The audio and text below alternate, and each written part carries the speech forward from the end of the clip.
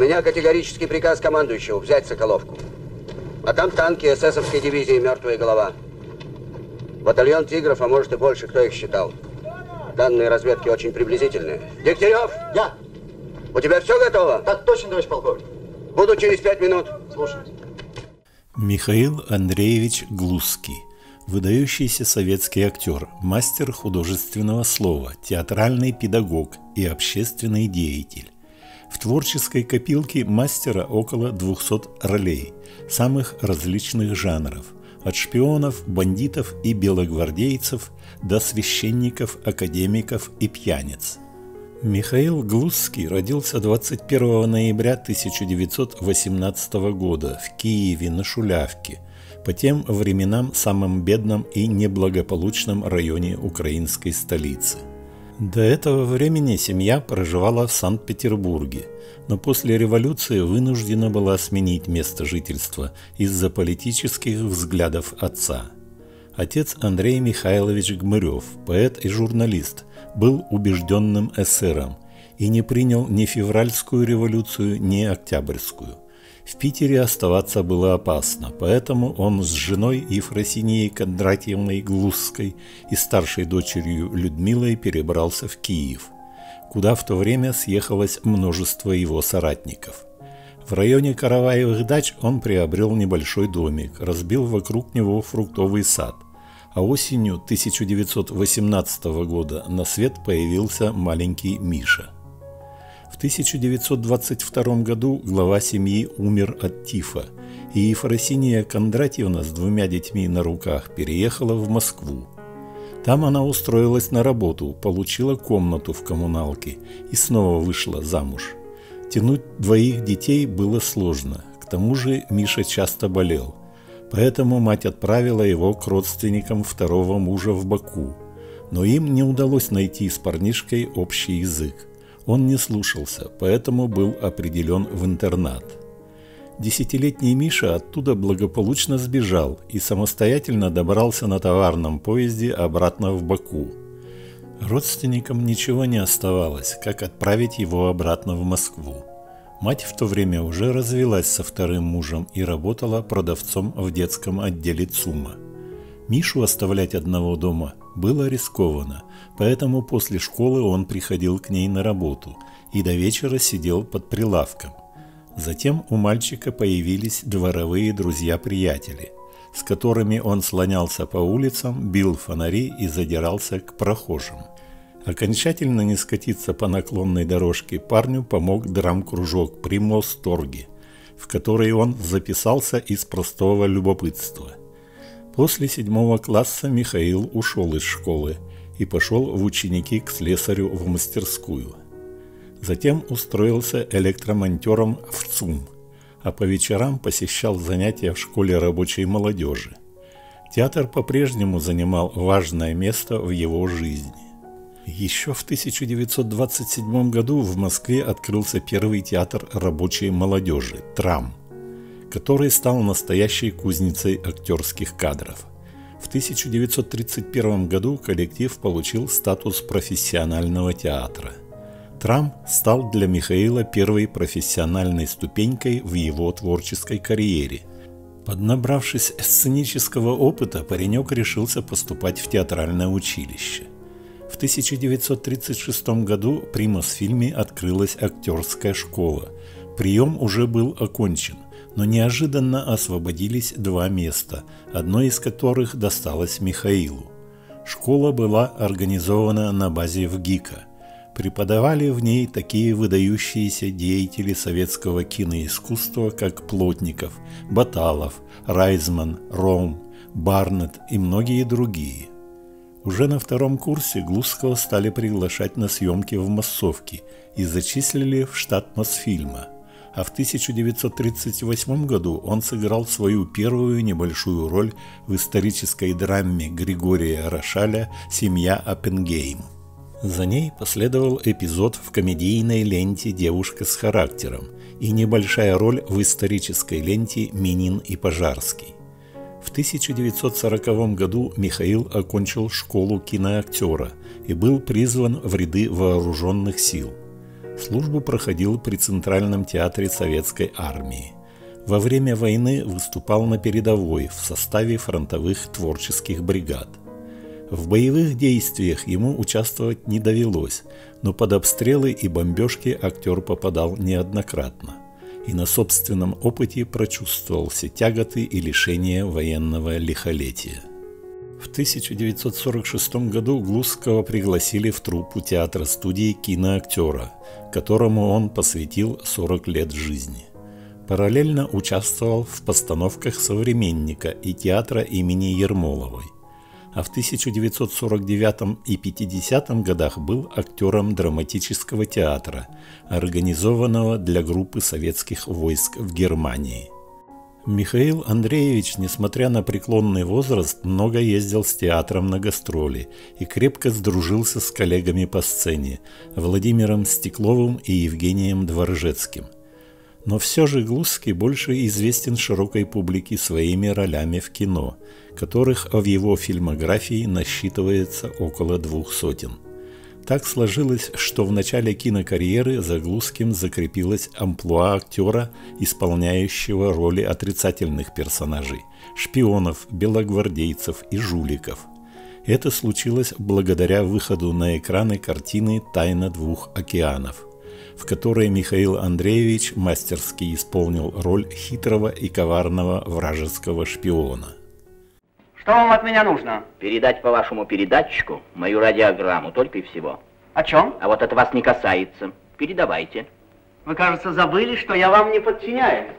Если моя любознательность вас обременяет, идите на телеграф и передавайте оттуда все, что вам угодно. Вы не мой шеф?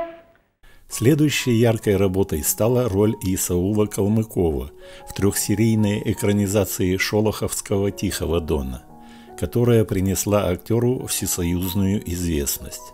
Ему удалось передать зрителю всю трагедию судьбы своего персонажа, который сумел до конца сохранить верность воинской присяге и не посрамил честь русского офицера. Михаил Глузский до конца своих дней был благодарен режиссеру Герасимову за эту роль и всегда с удовольствием снимался в его фильмах, пусть даже в совсем небольших эпизодах. Заслуживает внимания и комедийный дар актера.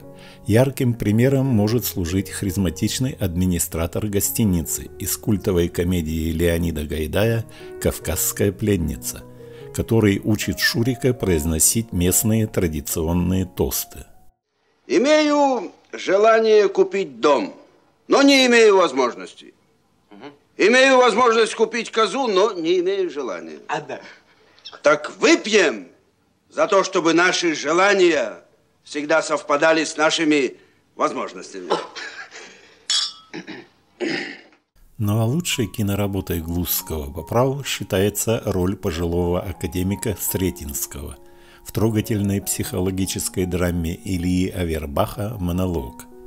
Эта картина – глубокое философское размышление о смысле жизни, исповедь пожилого человека, оказавшегося на старости лет совершенно чужим и ненужным родной дочери и внучке. Их сыграли Маргарита Терехова и Марина Ниелова.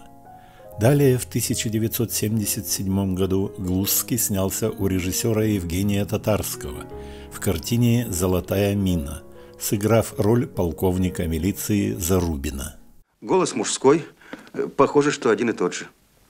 Значит так, Татьяна Семеновна, соберите сведения обо всех бывших владельцах дачи, если таковые имеются. Хорошо, Николай Ильич, обеспечьте круглосуточное наблюдение за дачей Дроздовских. Ясно. И сбрейте бороду, пора уже. Слушаюсь, Константин Иванович. Все свободны.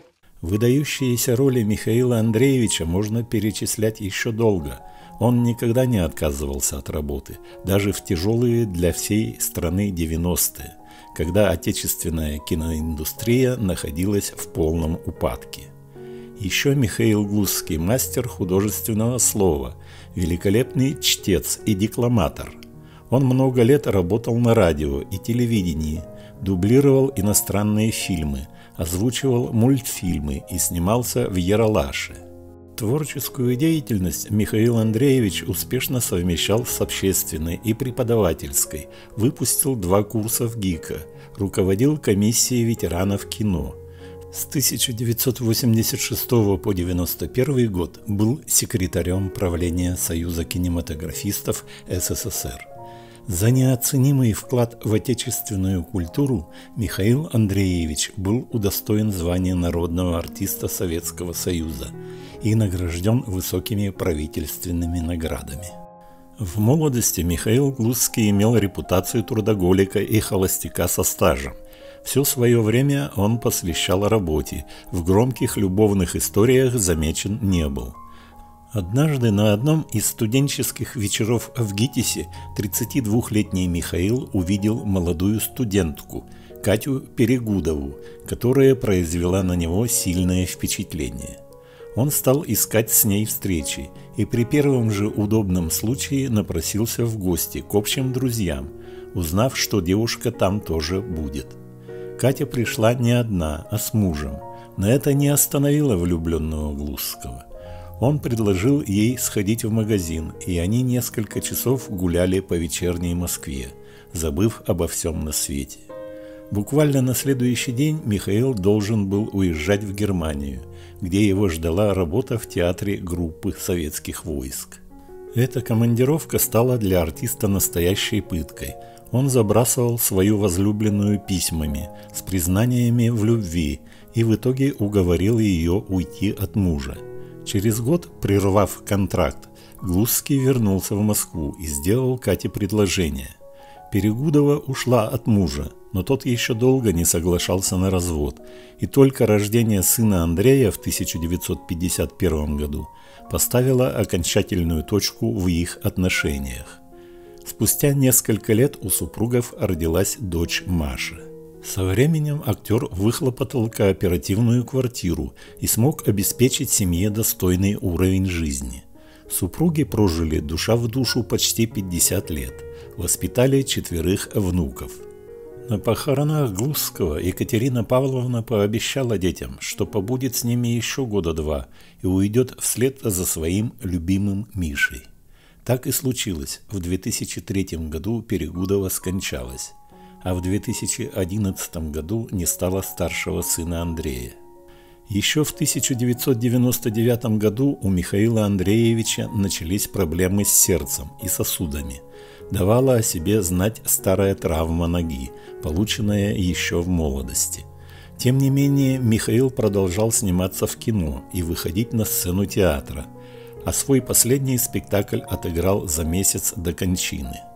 За неделю до этого он попал в больницу с высокой температурой, но все же нашел в себе силы, чтобы 13 мая 2001 года выйти на сцену. Зрители даже не заметили, что Глузский тяжело болен. В финале он со всеми остальными артистами вышел на поклон, а через несколько часов оказался в реанимации. В ту же ночь Михаилу Андреевичу ампутировали ногу, затем у него отказали легкие, и выкарабкаться он уже не смог.